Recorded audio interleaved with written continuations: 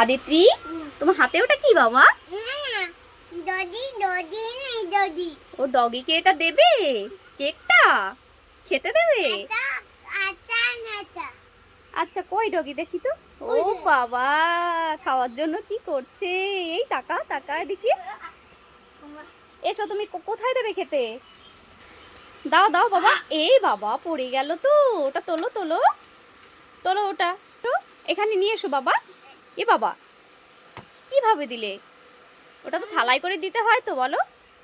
ও বাবা, দেখো কত সুন্দর খেয়ে নিচ্ছে।